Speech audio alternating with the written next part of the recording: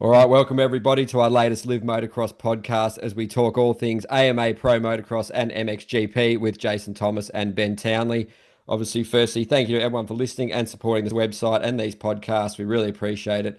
We'd also like to thank our sponsors for this episode in Fly Racing and Firepower, starting with Fly Racing, who have just dropped their MX26 range, which raises the bar once again for performance and design. Built with championship proven technology, the new collection is all about control, comfort, and confidence on any track in any conditions.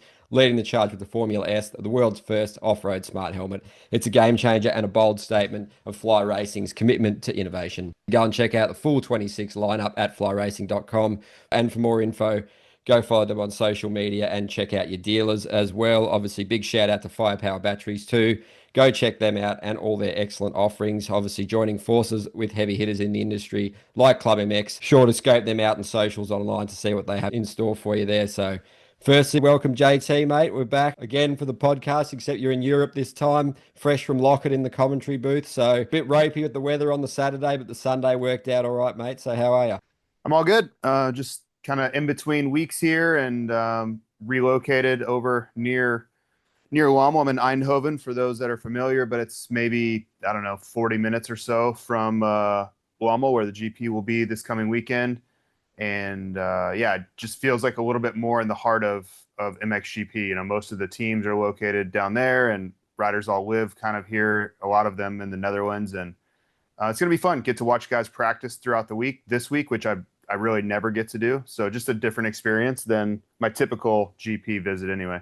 Yeah, it's awesome to have you on, mate. And obviously, welcome BT. You've had a couple of weeks without being on the podcast. You've been absolutely flat out. You're obviously in Belgium. So thanks for joining us again, mate. Congratulations to Jagger and obviously yourself as well on the weekend on the mechanic duties, getting a great result in that junior EMX championship there. So how are you? And thanks for joining us. Yeah, it's good to be back, mate. Talk a bit of moto with you guys, and yeah, it was a good weekend. It was hard going at times, that's for sure. There was a bit of everything. We had fog, delay in the morning, then pretty good conditions for qualifying, and the heavens just opened. It was an absolute just mud bath for first moto, and then the second moto on Sunday was primo. So it was a bit of everything.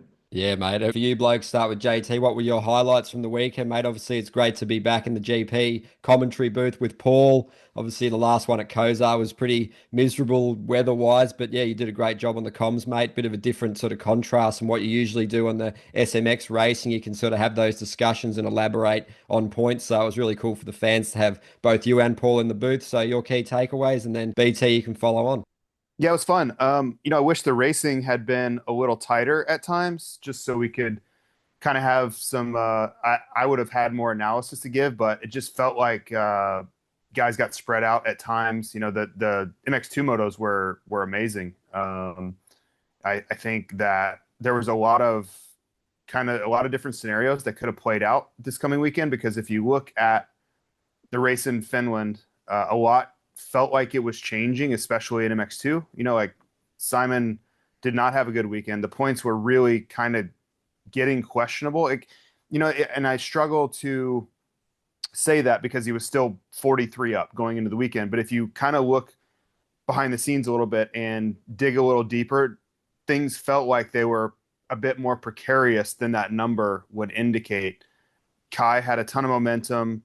Adamo didn't have the best weekend, but he was kind of looming. But I really felt like Kai was on the move, and he gained a lot of confidence. You could just hear in his tone leaving Finland that he felt like, hey, okay, we had some struggles, but we figured things out. You know, you heard him say, we made a plan, we executed. And I felt like it was a big weekend, because if he had gotten confirmation after Finland in the Czech Republic that he was the guy that he expected himself to be, I thought Simon might be in some trouble. So there was like a big push-pull between Simon trying to reassert himself as the points leader, the guy that's won multiple GPs, gone 1-1, like he's been in control of this championship, and the defending champ, who had been telling himself, and I'm sure guys like Rasmus Jorgensen and these guys in his camp saying, hey, if everything's right and we get back on track, you're easily the best guy. So there's a big kind of they're on a collision course there. I felt like going into Czech, especially on the precipice of Lommel, where we know Kai's going to be really strong.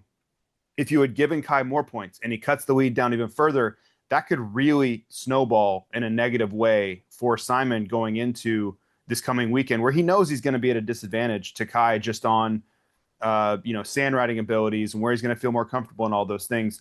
So I felt like it was an incredibly strong performance from Simon in the face of that. Like, his riding was fantastic, but I think the mental aspect of him on a rough Saturday, he didn't really have a great Saturday at all.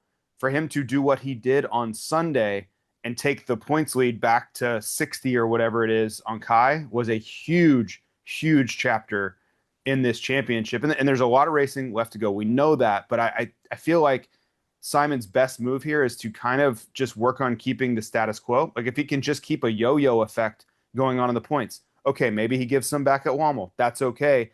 You go to Sweden, you take those back from Kai on conditions that are more favorable to you, and then you just let the calendar be Kai's biggest, enemy, right? And we have Andrea in the middle of that also.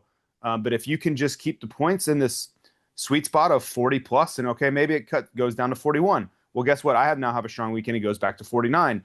Week after week after week, those guys are going to have to start to panic because they're simply going to run out of time. So I thought that was there was a lot to unpack from the MX2 class, just on the back and forth of the kind of confidence. Like, it's such a tide of confidence that can go back and forth. And I really enjoyed kind of watching that dynamic play out between really all three of them, but I think mostly between Kai and Simon.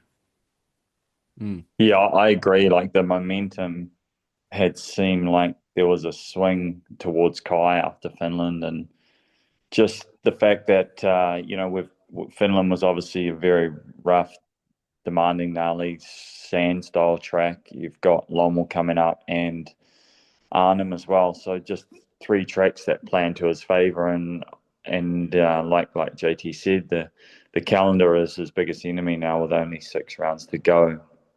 I probably thought the biggest thing that stood out for me was the fact that Simon, his rebound from Saturday more than anything, because it felt like JT said, it was going south for him in a way, that the momentum from Finland had carried over. And when he woke up Sunday morning, it's like he had a change of mindset. I'm going to stem this bleeding right now, and he did just that. He didn't go 1-1, but 1-2 was, got the job done. And I feel like going in, like JT said as well, that the fact that he will be able to just manage himself through these next couple of sand races now with the points gap back at whatever it is, high 50, 60 points again, puts himself in the driver's seat, really. So it's going to come down to probably a mistake or a mechanical that sort of lets him down now out of this championship. But it'll be interesting. One thing that stands out, and the first time I've really got to sit there on the banks and watch MXGP this year, I only went to the first couple of rounds with Levi, and then he's obviously been injured, and just sit there, and it's just it's chaotic, in one sense, the way that it yo-yos all around and riders all over the place with mixed results. It's just an interesting dynamic, Europe, compared to what we generally talk about American racing. But when you stand there and watch and see all the different conditions that they deal with over the course of one weekend, the different nationalities that you're dealing with and their mindsets and the way they go about their racing, and certainly the different surfaces that you go from one weekend to the next that play into it as well. So it's just a really different beast when you just sit there on the sidelines and actually analyze the whole thing. It's quite wild, really. I mean, JT can probably speak more to that right now than anyone, coming from America and how consistent that series has really been. And then you come here and you see what we dealt with, over the course of 48 hours with riders and the conditions and whatnot. It's a different beast, the MXGP. Yeah, absolutely. Well said. And I believe, listen to the commentary, JT, you were saying in the first moto, I think the lap times, there was only a second between, the rider in second and the one in 15. So the parity was pretty wild. Obviously, that's amplified on a track like Lockett, which is usually pretty close times. And, they're all pretty bunched together, but still pretty amazing stat you pulled out there. And obviously, how was the track from your perspective, mate? Pretty sketchy. Roos looked brutal, pretty dusty. Throttle control was key there. There's a lot of sort of edges and pretty big moments for a lot of dudes, especially the guys like Fever and Gifting really pushing it. But the track crew had a lot of work to do. So just tell us any insights from yourself, mate. You as well, BT. But JT, did you feel like getting out there on the bike, mate, or was the commentary booth a bit better option? I thought the first moto of the track looked pretty good, and it's difficult for me having never ridden this racetrack because I think what you're seeing with your eyes and what you would be feeling on the racetrack might be very different. So I'm looking at sections and it looks like the traction's pretty good, but I know that shale and the way that dirt is just the composition of it, it's much less confidence inspiring than it looks like. So I thought the first moto having all that moisture probably added a little bit more grip to it. But the second moto, it was kind of a mix between some of the soft stuff and then the base was getting really hard packed, which was probably really tricky. So I just think it's one of the more deceiving racetracks. And I'm saying that without even having ridden it, but you could watch guys riding, right? And you could see the front step and the rear step. And when both are stepping out all over the racetrack, that is a clear indication that it's really tricky. Like they're pushing the edge of traction everywhere. They were all running the scoop tire, which just, adds a little bit more to it, right? They're super accustomed to that tire, so that's nothing new. But you could just see them fighting to just keep grip everywhere around it. And they're trying to push the pace. I mean, I would say like watch a guy like Isaac Gifting.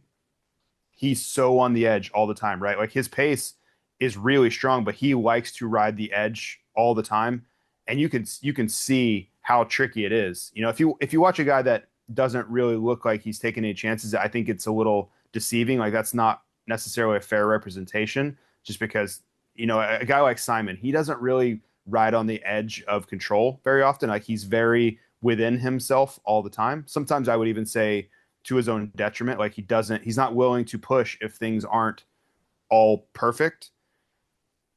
But I think the track was really good for what this track is because the moisture added traction to it. But the second moto, like I said, the second moto got a little tricky because it got in between like a hard slippery area, but then there were soft areas as well, like right outside of the main line. So I would love to hear BT's take on it because without me having ridden this racetrack, it's really hard for me to say, oh yeah, this is exactly what they were feeling. I'm just going off what my eyes were telling me, but I think my eyes were probably lying to me in some aspects. Well, you hit the nail on the head there just at the end of your comments, really. Like, it's about as good as that track will ever get, in my view. I've ridden it there, I think, 3 times, maybe 4. And to me, just in terms of, like you said, the makeup of that soil and what it is, they don't rip it very deep at all. So it's quite hard for the motorcycles to cut through the soil because it's quite packed together. And that's why it gets that real chop, like a super small acceleration bump, and very, very slippery because it's not broken through the soil. The bike's always fighting for traction. Couple on top of that, the fact that everyone runs a scoop tire. For example, he ran a scoop tire all weekend, and we purely did that just for the start because the start was the deepest part of the track, and trying to get, off the line and into good position off the start was key, so everyone's, running that same theory. But just in terms of Lockett versus Lockett, that's about as good as it's going to get. And like JT said, it is deceiving in the fact that what you see in those, I guess, the darker spots that look like they have more traction to them still don't have a huge amount of traction. But and I guess to that point of what I was saying, when we started the show, is that MXGP just offers so much variety and soils, and if you watch Febvre ride around some of those corners in the final moto, he was a perfect example of just extremely comfortable with being uncomfortable. He does have, I think, I'm pretty confident saying this, a supermoto background, so you can see those skills come into play, and he was able to really control the motorcycle well in those areas where there's just not much to work with whatsoever. So, yeah, it's just part of racing MXGP. You just they don't do a lot of track work. Well, they don't have time to do a lot of track work, to be honest. They had a 50 class, they had a 252 stroke class, a 65 class, an 85 class, and then MX2 and MXGP, there just wasn't the time to do much track work whatsoever. And I actually don't know what you would do to that track too, too different to what they actually currently do. It just is what it is. And I guess you'd say it's probably one of the more old school tracks in a sense because of, the nature of it. And it's very much the same layout, and they haven't changed much of it really at all. All they've done is shorten it to come into the way that MXGP like it, just for their cameras and the way that they want the tracks a little shorter. So other than that, it hasn't changed much in a long time. Yeah, it's great analysis of it all, mate. Certainly looked like a pretty demanding challenge for a lot of the dudes out there. And on to Lucas Coenen now as well, JT. Extremely excellent performance again, that first motor. We just put those sprint laps on to get away, sort of reminiscent of how Jet Lawrence does it a lot of the time we see. And then he could just manage the race from that position and not be on the limit too hard and just have a pretty comfortable, smooth, drama-free race. And at the end of that weekend, he's only 10 points back now. So you saw Fevre's frustration getting stuck behind Gifting, and then Pantsar for pretty much the whole moto, who, deserve credit for riding so well as well. But interesting point you and Paul were talking about with Lucas, heading into the season with those arm injuries. And did that help him settle into the MXGP step, as he knew that he probably wasn't going to go all out like he did in MX2, the kind of win it or bin it sort of vibe? But your take on that, both of you, would be really cool. Did it make him more careful, attentive, aware to sort of step up to that 450 class? Is there parallels with RJ in the way he stepped up to the 450? Obviously very different stages of their career, but 11th race win, and he had the fastest lap time by over a second in the first moto, just like in Finland, 4 seconds. He was the fastest lap time in the moto one there as well. So impressive performance again by Lucas, wasn't it, JT and BT? Yeah, it was. I'm so impressed by Lucas is young. We have to remember how young he is, right? And I think there are shades of Jet where his racing on a 450 doesn't really correlate with how young he is or kind of his personality off the motorcycle. And, I think it can go one of two ways when you move up. I think you can try to keep your same 250 approach, like let's say Justin Barcia, where just high revving, high intensity, just you're attacking all the time. Or you can understand what the motorcycle will now allow you to do, and you don't have to ride at 12,000 RPM all the time, and the motorcycle works much more properly at a lower RPM. But that has to be a conscious decision from the rider, whether it's regardless of the rider on which continent. You have to understand that, and you have to slow down and understand, okay, what am I actually trying to accomplish? I'm trying to be as efficient as possible, work with the motorcycle and what it wants to do and how it's going to handle in its best possible form. And when you watch Lucas ride, if you watch him ride last year versus this year, the intensity, the urgency, those things are much different, but his pace is as good or better. And I can't speak to whether that was something that he worked on with himself and his family, like, hey, this is a conscious thing, like I have to ride this motorcycle differently. Maybe DeCarli was a voice of help in that as well. But it's noticeable. Like when I watch him, he just looks so much more in control and patient and allows things to kind of happen on the racetrack, where I felt like on the 250, he was always trying to force things to happen. Like he was always pushing the narrative, pushing, in places where you couldn't push. Like he would be overriding the situation and get himself into trouble because of it. Now, when it worked, it was amazing and he would win GPs. But when it didn't work, he would be on his head and give points back to Kai. Multiple times that happened. This year, you just don't see him. Like in race 2 this weekend, he understood that he had the overall GP win. At the end of the race, he started pushing, like trying to close it, but he never forced anything. In the middle of the race, I'm sure he wanted to try to catch Febvre. That's, just who he is as a person. He wants to win. He's been very vocal his entire life about, I want to win. But that urgency and the way he's going about it, he's not letting impatience kind of dictate his racecraft, which I always felt like he was doing in MX2. So yeah, it's incredible to watch riders mature right in front of your eyes, like in however many GPs we've had, 12 or whatever. But I think we've watched it with Lucas, and it doesn't mean he's impervious to mistakes. Like that can still happen, but the jump from last year to this year has been incredible as far as his mental capacity for understanding, I think, the task. Understanding what am I supposed to be doing here other than just twisting the throttle.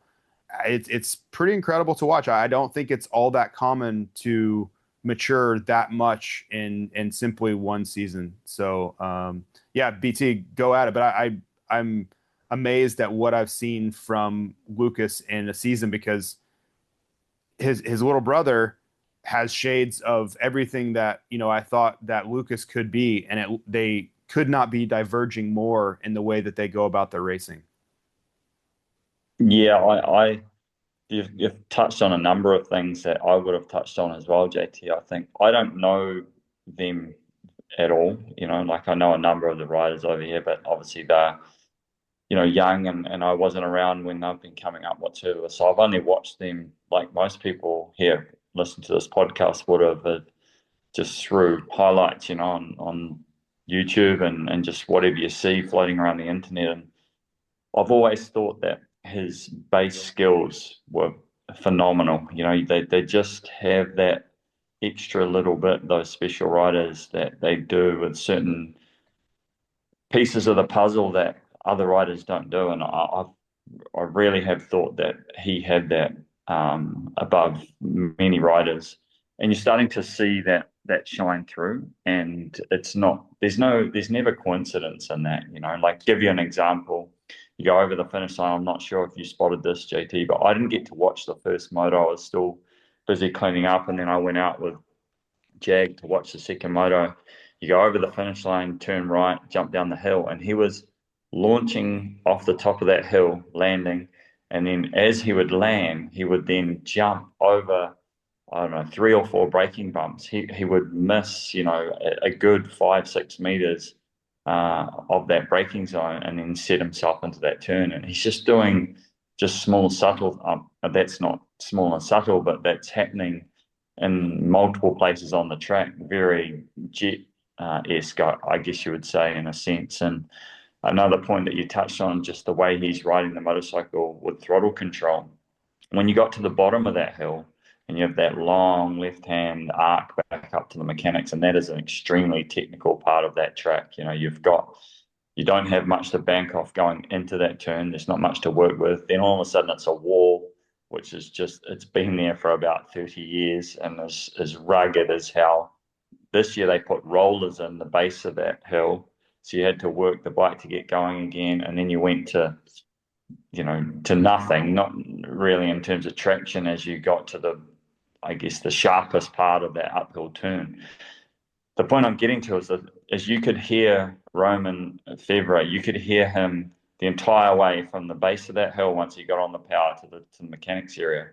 You couldn't hear Lucas's bike. He was just so light on the throttle, and the way that he controlled the power, it didn't actually look fast or sound fast, but I'm sure if you put a stopwatch on there on Lucas, it would have been quick, and just the way that he was very efficient with the bike through there. The one thing I think that stands out to me, and that's how you started with this point, is just how did the massive change, and it is a big change. If you look back over last season, especially, it was win or bust really is what it was. And it's just an enormous turnaround. Did that come off the back of those injuries? There's still very little that's actually known about what those injuries were. JT probably knows more than anyone, I'm sure. But it sounds like there was at least one broken arm, if not two broken arms in the preseason.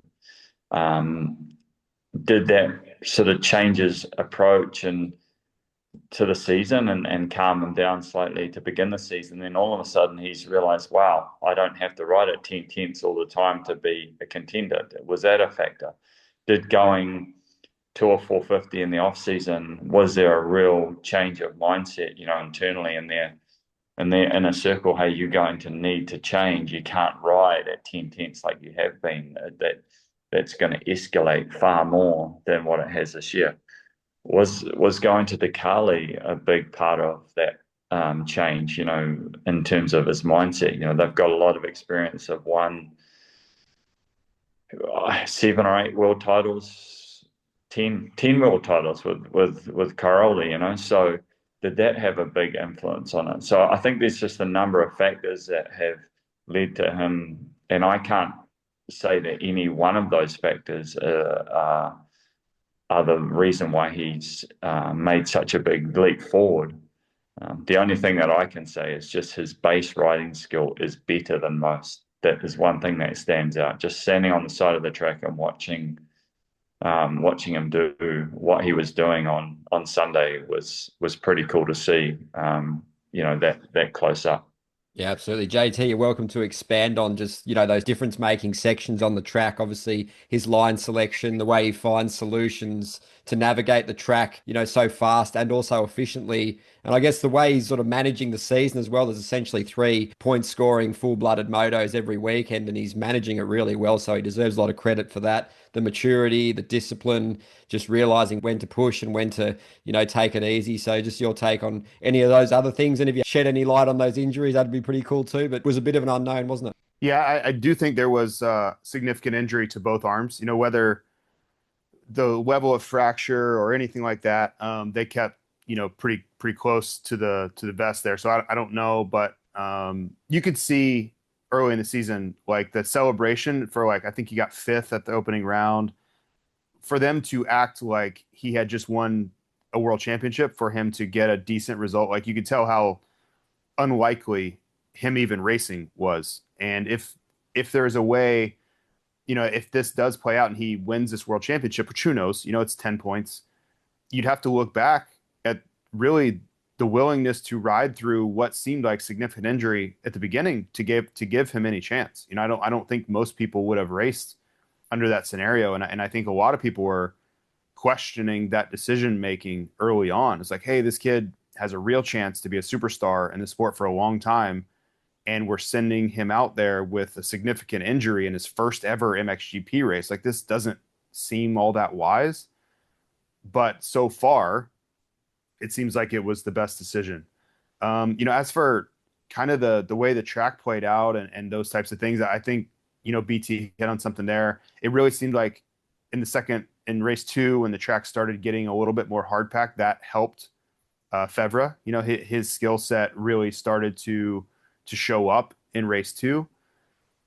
But on the other side of that coin, if you're looking at, championship type behavior and who is going to make critical mistakes at critical times, that last lap crash by Fevre looms large. That was so uncharacteristic for him to give those points back. He had to be just kicking himself, because the race that was really over, and for all intents and purposes, he was just kind of bringing it home. And for him to make the mistake and lose the front end, he had to be just so angry with himself after race 1, because, he gave back 4 or 5 points there that weren't really up for, they were uncontested by that point. He had already done the work. He had gotten by Panzer, which took him far too long, to be fair.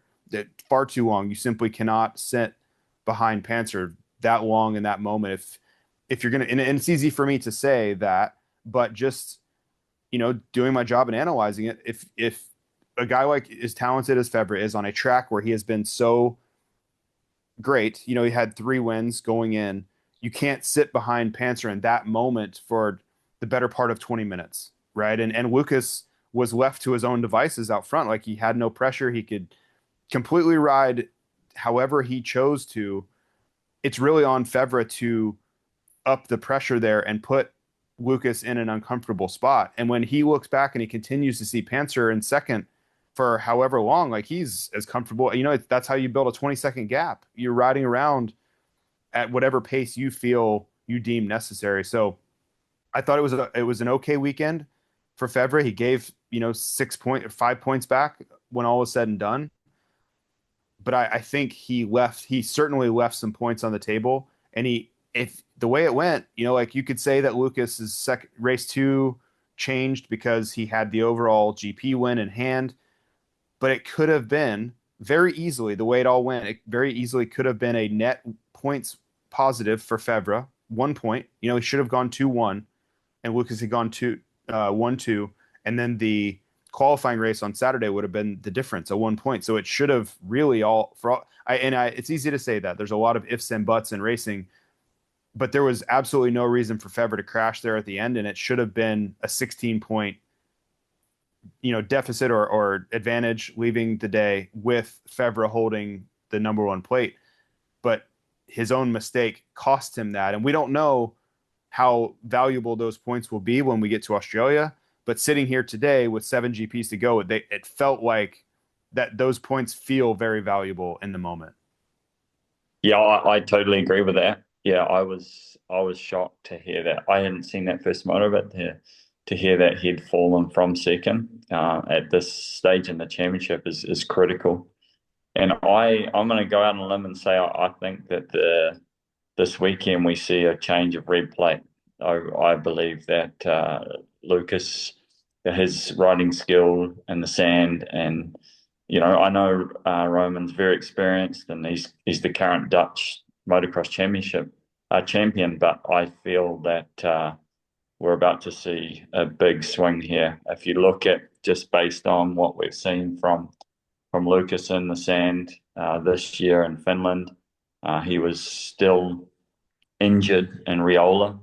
I think we're about to see a big performance from him, and it's going to put Roman under pressure. And when you put, someone under pressure in extreme conditions like Lommel, it's going to be really interesting to see if he can manage that situation in the moment to make sure that that deficit of points isn't any more than what it has been in the past few rounds. So. Yeah, I'm going to go out on a limb and say we see a change of red plate this weekend.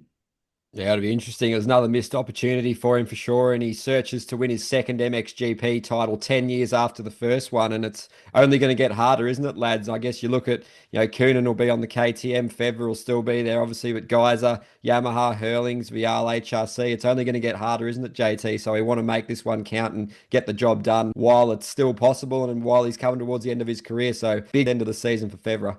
Yeah, you're not going to have a better setup than you do now, in my opinion. A 10-point lead against a young MXGP rookie down the stretch. Like, it's not going to get any easier than this. And I'm not saying it's easy. I'm just saying easier. You don't have to deal with Geyser or Hurlings. You don't have to race the likes of like Tony Cairoli that he had to deal with. You're missing a lot of external variables that you have always had. He's always had to face those things.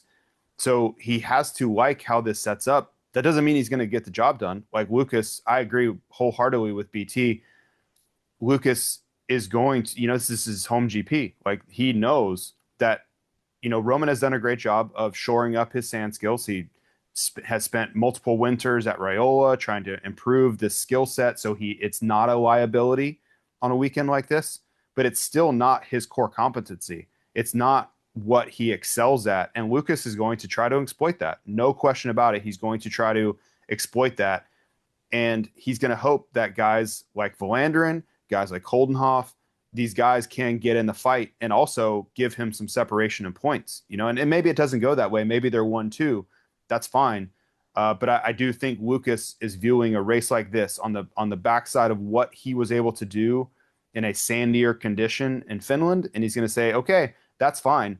I just gained 6 points on you on arguably your best track in the Czech Republic. Watch what I'm going to do to you now that we get to conditions that I like on a track that I have a million laps on. So I like the way that sets up. And you think about Lucas's mindset, and when things are in his favor, he really tends to lean into that. Like if he feels like he has an edge physically or mentally, he really leans into that. Like he's not a shy kid. Like this kid has a lot of confidence in himself. So I think he's very excited about this opportunity. But to your larger point, Ed, if you're Fevra, what else are you looking for? Right at this stage of your career, you're on the precipice of another world championship. Your setup and the opportunity simply is not going to be better than this. It's just not. Like world championships are a precious thing. If you told him going into the season with all the things that he was facing, we'll give you a 10-point lead over Coenen down the stretch, he would sign up for that 100 times out of 100. Like it doesn't get better than this as far as opportunity. So I'm sure there's a little pressure there, and it's a fine line between, how do you respond to pressure versus how do you respond to opportunity? Are you able to rise up when the lights are the brightest? Everybody deals with that a little bit differently, but yeah, it's, it's kind of the old guard versus the new guard. We know like if Coenen sticks around in Europe, he's going to be a threat for the long term. Like this season has been a revelation as far as what he's going to be able to do for the long term. But the years are growing short for Fevra, and I simply don't know if he'll ever get a shot better than this. Like this might be the best opportunity he has for the rest of his career to add another world championship. So the racing is one thing, but the underpinnings of it, the things that journalists would be writing about it, I think are fascinating. There's a lot to unpack between these two very unlikely championship contenders. Like this was not a scenario that I think many people thought of, these two guys duking it out for the next 7 rounds for a title. It just didn't seem like there was any possibility of it going that way. No one was writing this storyline that Fevra and Coenen would be the only two fighting for this world championship in the MXGP. No way. Not whatsoever. So, I mean, you've nailed all of that point there regarding, Fevra and his, this is probably the best opportunity he's going to get in his career, or at this point in his career. The point that you touched on there, and I think that's probably a big talking point ahead of this weekend, is like you could see in Glenn's post-race interview, that he was absolutely chomping at the bit for this weekend. And I know Calvin would be as well. And those two are going to have a lot to say in this conversation this weekend.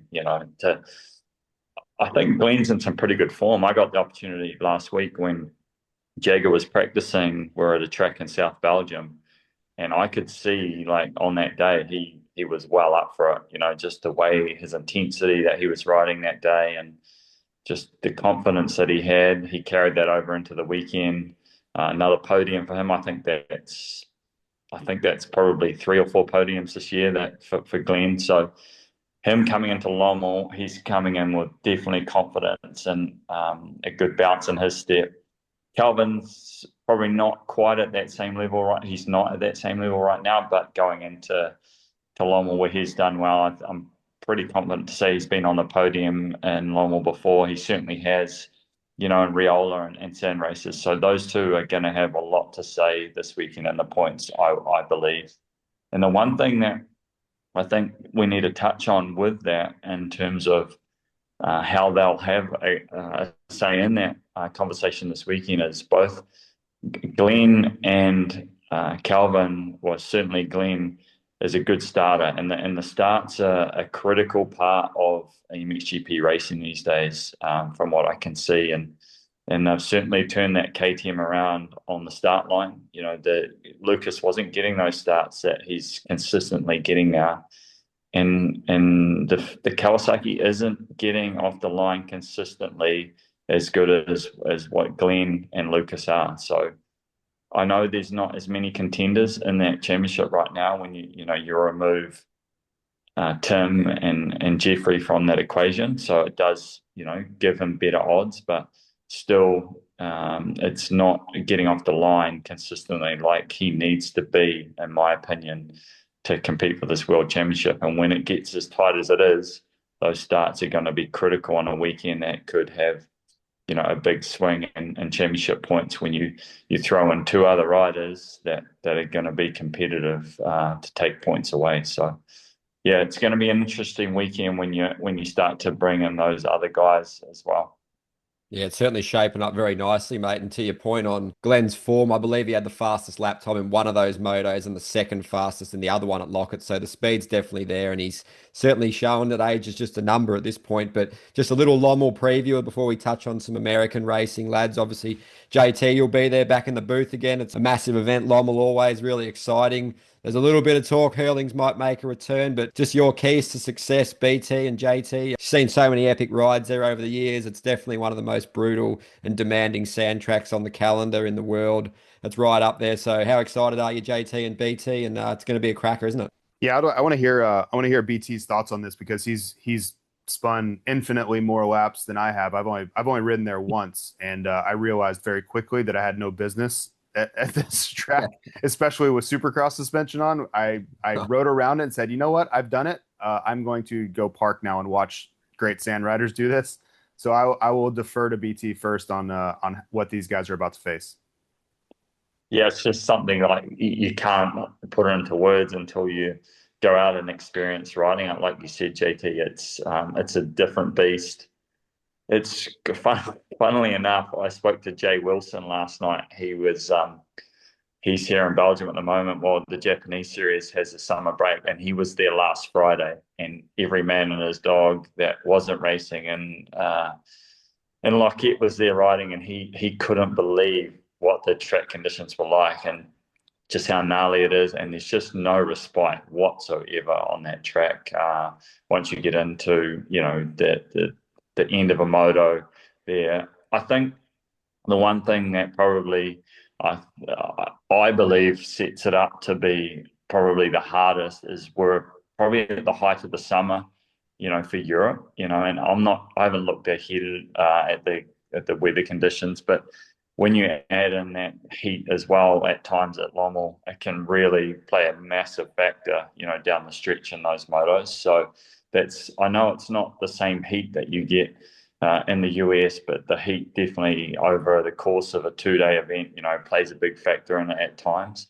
I think, they're also coming off the back of an MXGP round as well. So just playing, your strategy going into this weekend. I know a lot of riders will be, coming into this area to try and get some laps under their belt, but you've got to really have a good strategy and play there, that you don't burn the candle before you even, get to the point where you need the candle. So it's really a big weekend for a lot of these guys. Both championships really are going to see potentially some big swings. We talked about that with Kai. He really needs a huge performance, and no better time or weekend in the calendar to have that. And a great opportunity for Lucas as well, going into this round. I personally have never raced at Lommel. I've done a million laps. I lived very close to there for 5 years of my career, and have done a lot of laps around there, and I'm now going there with my boys to spin laps. But it's just, I guess there's no other place like it. It's really interesting to go there and watch the great sand riders ride around there, though. The Hurlings, Coenens, even Paroli spent a number of years there living close by, and he would pitch up at 4 o'clock in the afternoon, unload and rip his motos, and he became, a great sand rider. So it's just it's like no other, really, to be honest with you. And it's certainly slightly changed as well now. They've shortened it out, the track, from what I've heard, and made it faster, which is going to be interesting. It'll be a small tweak, to how riders approach that track. I'll be interested to see that, just in terms of if the speeds are elevated, it makes it even more demanding than it currently has been. Yeah, it's going to be an interesting weekend. I'm a believer that these guys that have championship aspirations, there are certain rounds on the calendar that you circle that they just mean more than others. The racing keeps coming, but the importance of a race like Lommel versus, a race like China or one of the flyaways, it means more. It simply does, and it's in front of their friends and family, whether you're Dutch or whether you're Belgian, everyone goes to Lommel. It's, for those that live somewhere around the globe, I'm in the Netherlands right now, and if I wanted to be in Belgium, I could be there in 15 minutes. It's a local race for all these guys. So this is the networking of GP of the year. Many, many, many American industry personnel will be there. All of MXGP brass will be there. Like I said, it's a local event, so you have all your family and friends there. So this race means a lot. It means a lot points-wise. It means a lot momentum-wise. It means a lot sentiment-wise. It means a lot for them to just simply win this race, because I believe it's viewed as the most difficult race of any of them. So if you're Lucas, or if you're Roman, or whoever, Simon, Kai, anybody that fancies himself a championship this season in either class, this one is important. And so I think it's a little bit different. The level of importance is the same, but how they view it, like the perspective on that importance, I think is a little bit different of how they approach it, and quickly, like if Simon viewing it as, if I can just offset Kai a little bit, I could find a way to beat him in one race. Like, even if he has a great day, but it's like a 4-point loss type weekend, that would be incredible, right? Because Kai's looking at it as like, I need maximum points, and I really need to close down 10, 15, 20 plus this weekend. Like, that is the type of weekend that Kai is going to be looking for here and at Arnhem. And so it's for Simon, I don't think he's looking at it going, I'm going to go win Lommel. I think he's like, if I can just minimize the damage with Kai, it's going to be really difficult for him to square that if he's still 50 points down leaving Lommel. So the same kind of thing goes in the 450 class, just not quite to that extreme. I think if Fevre could leave there with the same status quo at 10, he would love that. It's crazy. I think on one hand, is for Fevre, a former world champion, with the experience and wisdom and all the things he has, to look at it that way with Lucas. But I think he's also acutely aware enough of what Lucas is good at, the way Lucas is going to attack this racetrack. So you're kind of playing defense when you need to, and you play offense when you need to also. And that's why I think that Czech race was pretty tough for Fevre, because that should have been an offensive weekend where he gains points on Lucas on a track where he has been absolutely amazing at in the past. You don't win 3 GPs on a track that you aren't proficient at. And for him to lose 6 points on a weekend like that, or 5 points, excuse me, that's tough. Like, that's not ideal. So the dynamic flips, I think, this weekend to Roman and Lucas, where Lucas is going to be on the attack and say, this is my weekend. I'm going to go make up points. I'm going to go win the GP. And Roman's thinking, well, if I could find a way to make up points on him this weekend, or at least keep it at 10, that's a big win. So it's, all these guys are looking at this race and know what it means. I love trying to put myself in their shoes and then think about, okay, what is a win this weekend? What does success look like this weekend? And how do I try to make the most of a situation that really favors me, or maybe it's a little bit of a vulnerability, and how to kind of either lean into that or stem that. And that's, to me, that's what makes World Championship racing, is the ebb and flow, flying around the globe and understanding what weekends are great for you or not. And it was no different for me. If I was racing for 10th, I knew what races were going to be really good for me and not. I knew weekends where it was going to be like, I just have to do the best I can. This track doesn't work for what I do well. It's not going to be a banner weekend for me. I just have to fight through it and do the best job I can. But other weekends, I stepped off the airplane and I'm like, this is a weekend I have to make the most of it. Like, I have to put my best foot forward, because everything works for me. The conditions, the dirt, the soil, I've always done well here. And that dynamic, the mindset of that doesn't really change if you're battling for 18th or 10th or for a championship. Those mental aspects of racing remain constant all the way through the paddock. Yeah, absolutely. Those 4 riders, this is a big weekend in the championship. I think it's the most pivotal right now, just the way the championships are set up. One's got a major points lead, the other's, very tight on points.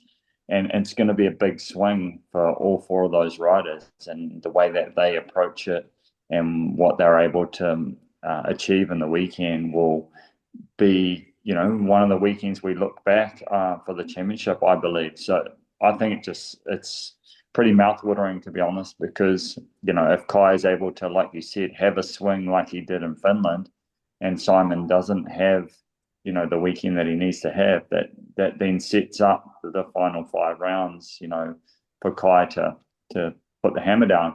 The same goes in the 450 class. If Lucas is able to make up those 6 points and be ahead of Roman, that then sets up his championship. So it's going to be a big weekend for both classes, in my opinion. Yeah, absolutely, mate. Can't wait. It's going to be awesome, and you both will be there and enjoying the racing. It should be excellent. So just a couple of USA topics to touch on. We'll start with a little bit of Deegan. JT, obviously all that talk about moving up to the 450 class to finish the season if he gets the title secured by then. All the talk that's going on surrounding it, Brian weighing in, Hayden weighing in, is it going to happen? Yeah, it's like you said last time, mate, it's a situation that needs to be managed, the way the Deegans want it to be managed from a racing as well as a marketing financial perspective too. It's sort of that timing, that 450 step's probably pretty key for them. And then you got to worry about SMX on the horizon, Motocross of Nations. Where do the priorities lie? Does he want to pass up 250 bonus money? So your take on it, is it smart? Be good to hear you and BT talk about it. So I may get myself in trouble with Brian and Hayden, but I don't think this is a good move. I don't think this is a good idea. To ride the 450 for a week, maybe, and then jump in. And it's not like he's going to consistently ride it up until Budds Creek. Like, he would test it this week. It's good or it's not. And if, say, they rode it and he's a fantastic rider. So it's not like he's going to go slow. So I'm sure it's going to go pretty well when he rides it and tests it. And if they make a decision like, hey, okay, we feel comfortable, if we do put ourselves in a position to do this, we're going to do it. He wouldn't be riding the 450 all the way up until the race, which might change my decision-making process, but he would basically ride it this week, put it away, and then get back to his 250 championship chase, and then immediately switch back, maybe ride it a couple days, and then go race against guys that they're locked in. You look at Sexton and Jet and these guys, like they're in like perfect form right now. They're dialed in with the motorcycle. It's not like it's the opening round where everybody's kind of trying to feel things out. Like, I don't like the setup for it. I think there's far more to lose for Deegan as far as confidence, and I don't know where he's at negotiating any of his contracts or anything like that. Like, if he wins this 250 championship and he takes the time to prepare, in the correct way, in the proper way, with time on his side for next summer on a 450, I just like that so much more. I just think the lure of it, the excitement and the headlines, and yeah, would it be awesome to watch? Of course. Am I cheering for it on an entertainment factor? Sure. That would be amazing to watch. But I don't think it is the best course of action for Hayden's trajectory right now. Not if you're thinking like, hey, we want to go get in the fight with Jet and Chase and these guys. I just think you have to respect their level and how good their form is at the moment, and to think you're going to jump on a motorcycle you're not comfortable with in the last race and go battle with them, I think it's foolhardy. Like, I just think you're asking to either not get the result you want or worse. And it's okay if I'm wrong. Like, maybe he does it and he's in the podium fight all day long. That's okay. I'm happy to be wrong. I'm just hypothetically thinking about a month from now, what that looks like, underprepared for what he wants to be. I I don't see enough upside for it to be worth it. And maybe I don't get the big picture. They're always thinking about what is, like they want to make splash headlines, and they have this other, other world that they're thinking about branding wise for Hayden. I get that. And I appreciate that. I maybe don't understand that side of it, but on a pure racing thing, I would much, much rather see him wait until next summer to make this jump. Yeah, I'm on the opposite opinion. I think he needs to do it and should do it, because I feel that he's going to get a wake-up call, and he needs that wake-up call. If he doesn't do, and when I say wake-up call, let's be really clear on what I mean there, is I don't think that going into the 2026 Moto 450 Pro Motocross Series, he needs to understand what that level is like on a 450, and he would get a very real understanding of that, racing one of those rounds. And I believe that Brian knows that, whether he said it or not. I'm not on social media too much these days, and I don't buy into the fact that it's marketing. Yes, will be a marketing benefit from it, without a doubt, but there is a very real construction to everything and the way they go about it for their racing. There is benefits that come along with it in terms of dollars and cents, but in terms of why they go racing to win. And I believe that he'll learn a lot out of it, and he would be better prepared to come Pala next year if he races one of those rounds. So I have a very different opinion there. I feel like that allows him to be far better prepared. Only doing one race, it doesn't seem like a lot, but there will be a lot of learning that would come out of it and would set him up to be better. So it'd be interesting to see if it even happens. There's obviously a lot of noise around situations like that could just be marketing, but in terms of, from my opinion, just in reality, I think it should happen. There'd be a lot that would come out of it. I think we're saying the same thing, just for different reasons, right? Like if the goal is to understand what it's going to be next year, and hey, you can't take this lightly, then we're in agreement. I'm looking at if they're thinking, hey, we're going to jump in and be competitive because we're ready now. I think they're diluting themselves a little bit with what they're watching versus what this is. So I think we're in agreement on how it would go. Are you willing? I like the take of Brian understanding that Hayden is very confident in his own ability, and for him to take it as seriously as he will need to.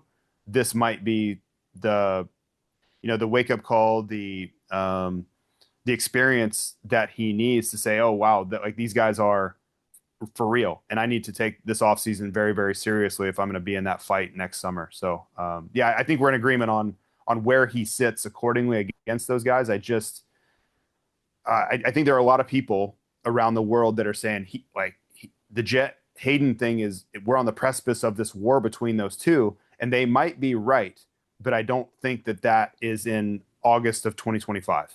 That's really all that I'm saying. It's not even in 2026. That's why he needs to do this race, in my opinion. And I think that the strategy to do it will see him be in a better position than he would be if he showed up to Pala without doing this race, in my opinion. Yep, I get it.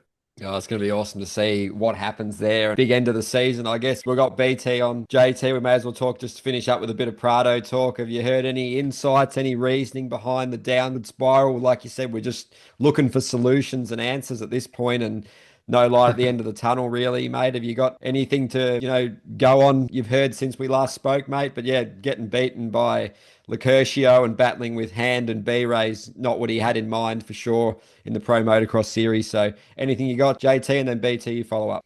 So two things. It's been enjoyable and interesting for me to talk to a lot of people in the MXGP paddock about this, because they know him well. They've been around him for a long time, and they're just much closer to it than I'll ever be. And they have a lot more perspective and insight to it than I'll ever have.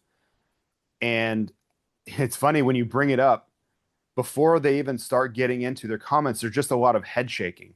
Like they really don't understand what they're watching. And then when they start, I kind of press on and ask like, hey, okay, so what is actually happening? Like Jorge's mental state. And when you're like, help me understand who he is as a person and then how we get to where he is. And you start to gain some insights as like how he approaches racing. Like he's extremely self-confident. So if he's not accomplishing what he thinks he should be, he's not one that will say like, I'm not very good right now. Like that's really not who he is. So he's searching because he has extreme self-confidence in himself. So he immediately thinks like, hey, there's some sort of external variable that is holding this program back. And that's been, from what I hear, that's been constant throughout his racing career. There's not a lot of, I'm not riding very well right now, I need to figure that out. There's a lot more of, I'm doing the things I've always done. There are just other things happening around me, the bike, an injury, whatever. It can be a ever-changing landscape on that front.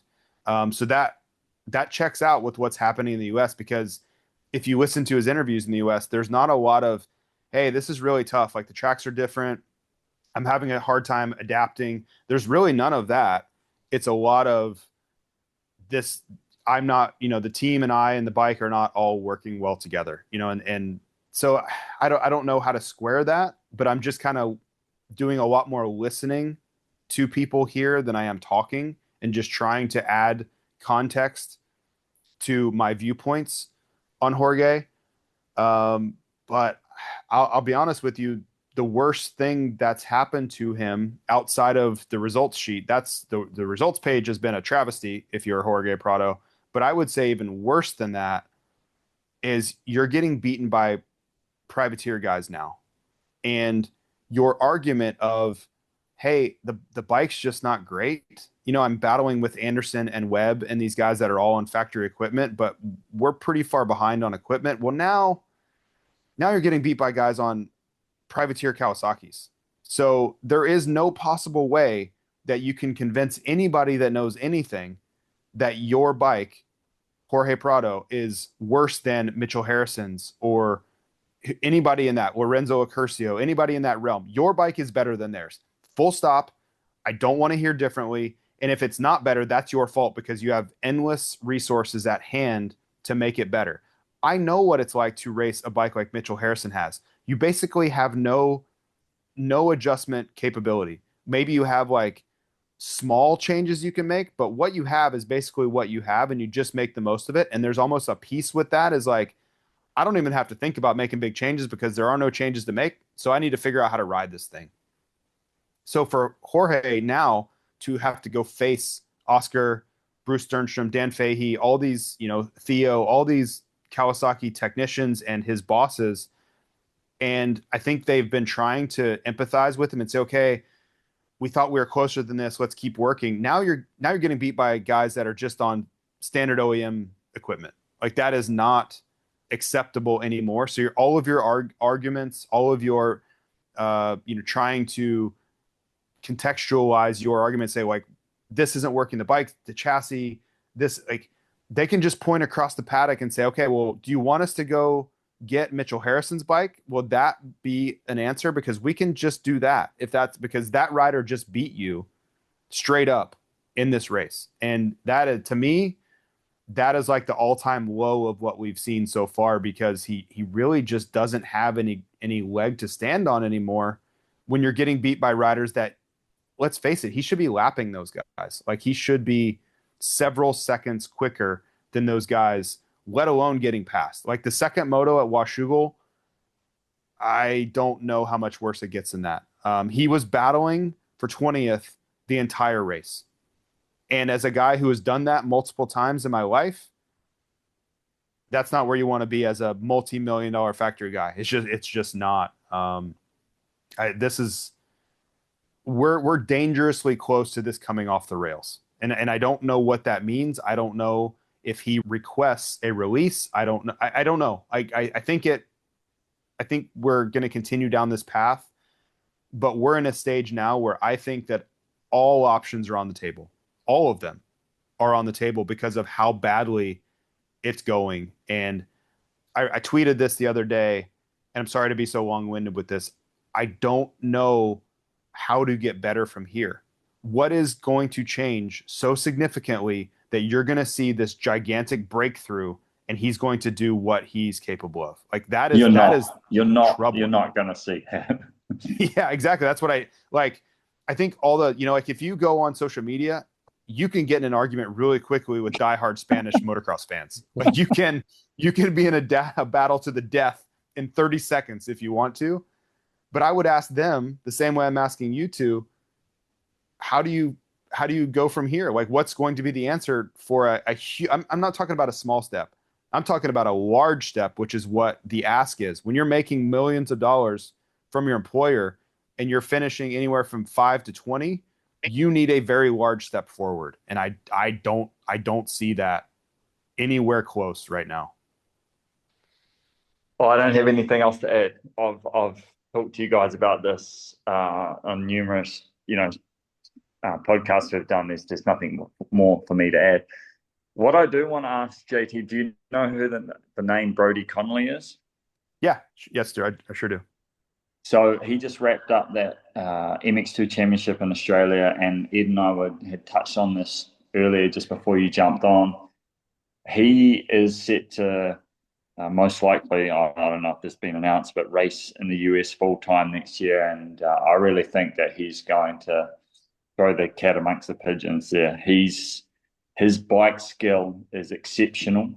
He's from a very young age had extremely good bike skills, and it's probably the journey that he's been on has taken longer than what I expected for him to get to the position he's in. But he is there now, and he's set to potentially make debut in American motocross at the end of the season.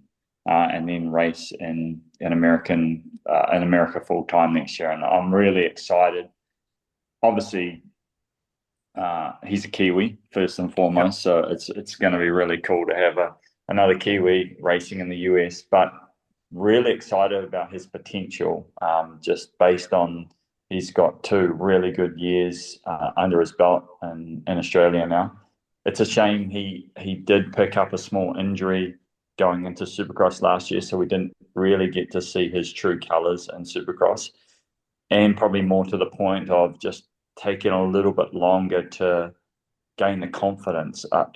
His skill set he is more than capable to be a very good Supercross racer, but just coming from our background in New Zealand, we don't have a lot of Supercross. We don't have any Supercross racing these days, and very limited Supercross tracks, but he certainly has the skill sets and makeup and ability to be successful in Supercross. So if he can stay injury-free and get a year under his belt in the US next year, I think you look for this guy to be up at the point end of the field and give a lot of factory riders headaches in the very near future. So I'm pretty excited about that. I'm not sure if I've announced something that I shouldn't, but it's very cool that we're going to have another Kiwi rider in the mix in the US. Yeah, it's going to be great to see. He's a fearless rider. Obviously, you at the Fly Connection there, JT, you probably hear all about any of your Reeves riders. But yeah, he definitely loves the battle. His early laps are strong.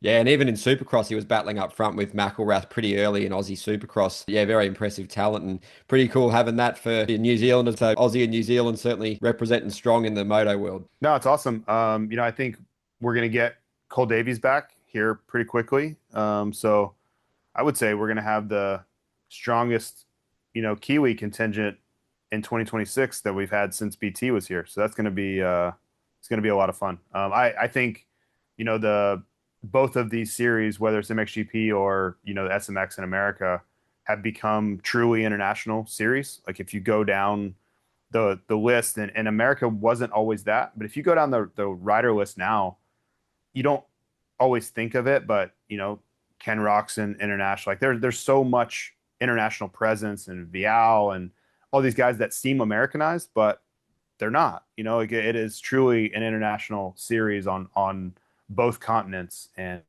yeah, I think it's, especially for American fans, they're so.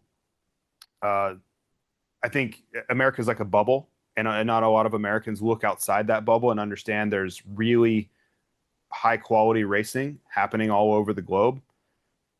So when these riders come in, most fans have never heard of them. You know, they had never heard of Cole Davies. They'd never heard of Cade Menier. They'd never heard of any of these riders that kind of show up.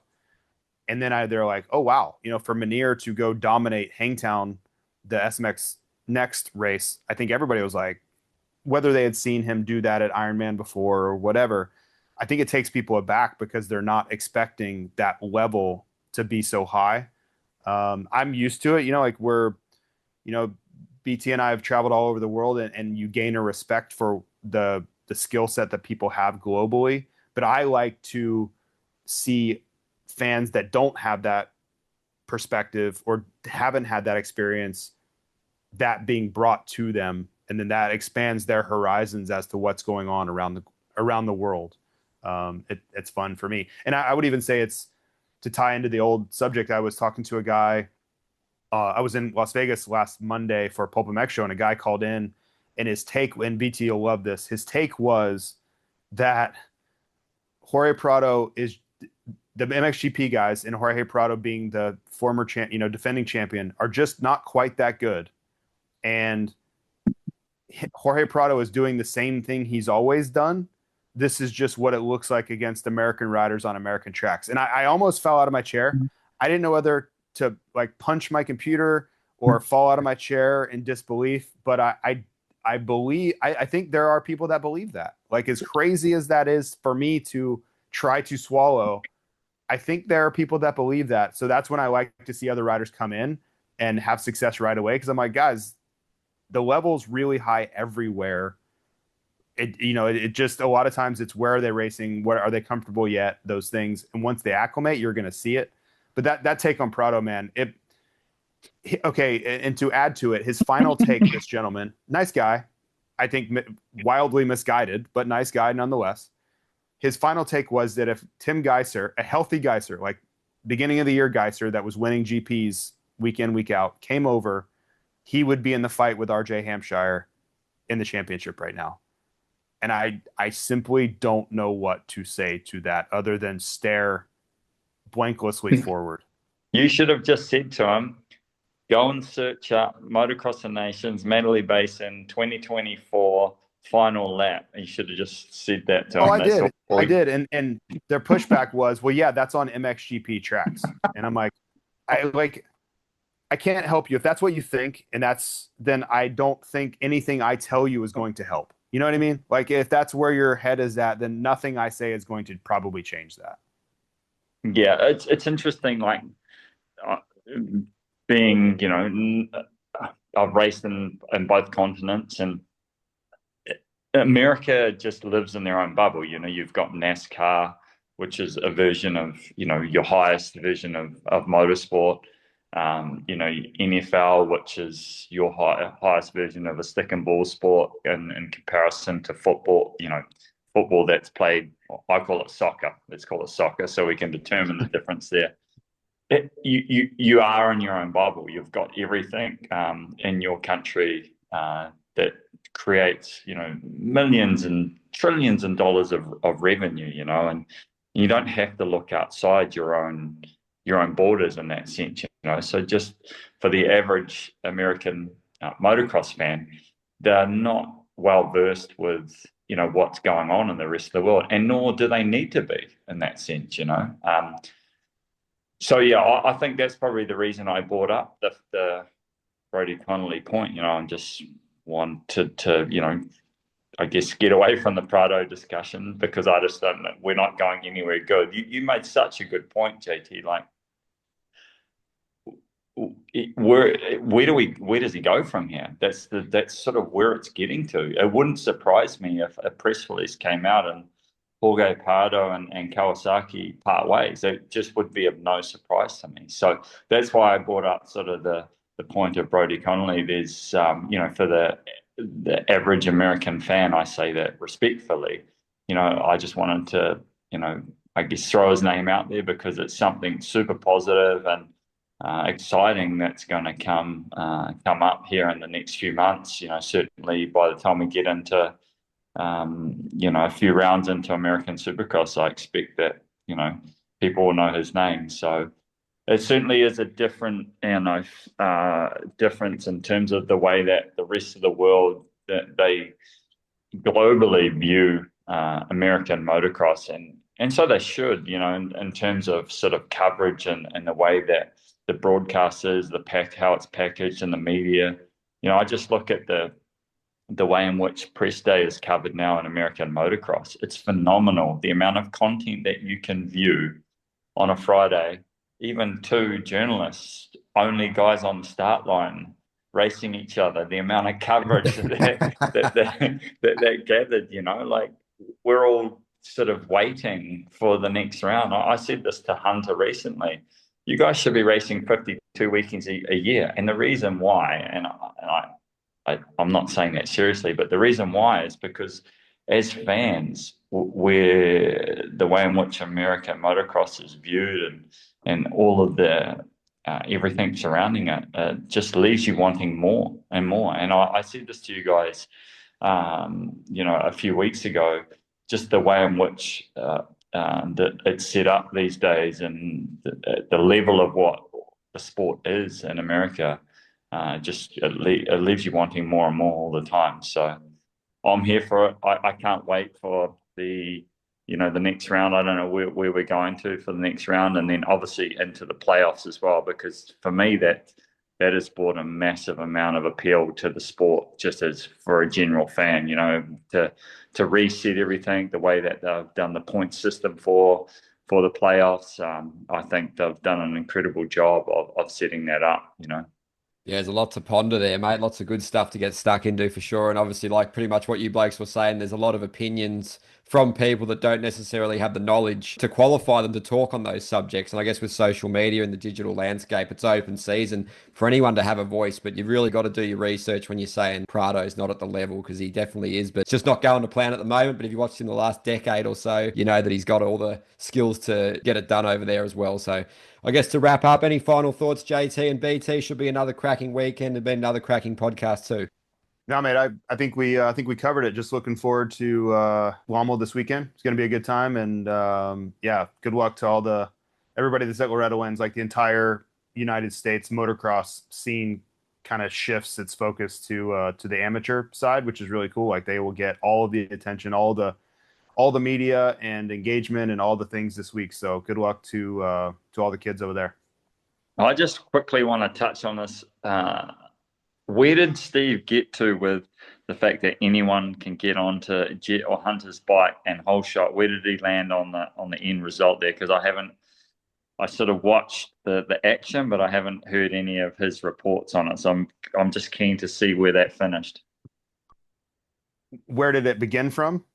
No, where did it end and his thoughts? Because he obviously didn't whole shot. He didn't whole shot, and so I'm just keen to know what his thoughts are now that anybody could just jump on and press this magic button that the Hondas have got. That's how you whole shot. So he was. I think he understands that the rider matters a bit. But I'll tell you what I was most surprised at afterwards. So going in, I was not confident really at all, but that was mostly because I hadn't ridden, right? I was so rusty that I really wasn't confident in myself. It was never that I thought Steve was going to be really good. Like that was never a part of the equation. It was that I might be so bad because I haven't ridden in 3 years, and that I was scared of what that would look like. But after I did a couple practice starts, I was like, all right, I'm fine. It's going to be fine. Afterwards, he was like really surprised and disappointed that he didn't win any of them. Seriously, like genuinely like disappointed and himself and upset. And I was like, Steve, like if I was anywhere near anything competent, you were never going to win. Like that was never going to happen. So I understand you're disappointed, but like once I did a couple starts and I'm like, okay, I'm somewhat okay here. It was over. Like we could have done 50 of them, and maybe I just completely screw up one, but I don't even know. I think I could have still gotten you by the line because just all the nuanced things of shifting and getting power down and how quickly I can get to top speed versus how quickly you can. All the stupid things that it's like breathing when you've raced that long. But that was to me the most surprising. Like the result was not surprising. Even in the aftermath of it, like him being like, man, I can't believe I didn't get one. And I'm like, in hindsight, now you were never going to get one. I just didn't know how it was going to go beforehand. But now I feel very confident that was never going to happen. Well, that was the bit I was looking for, just to see what he thought afterwards, and that's made my day hearing that part. My boys couldn't believe why he wasn't sitting still. Like of all the thousands of starts that he's watched and all the great riders that he's watched, that he was rolling the start. Like that's certainly not how Jet and Hunter start on those bikes. So you would have thought he would just done what they would do. Yeah, I don't know if you could hear Jet, or I'm sorry, if you could hear Hunter, but he was so angry with Steve because he wouldn't hold it wide open. Like he's just yelling at him at the top of his lungs to hold it wide open because he like it's the only way that it works. It's how the system's designed to work. If you don't hold it wide open, you're not going to be into the power where it's designed to limit you to.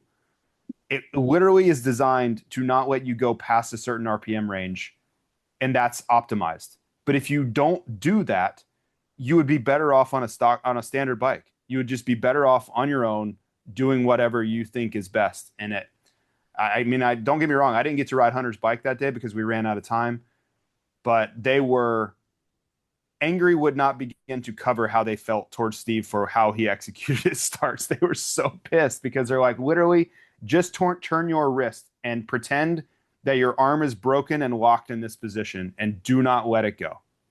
And then manage the clutch past that.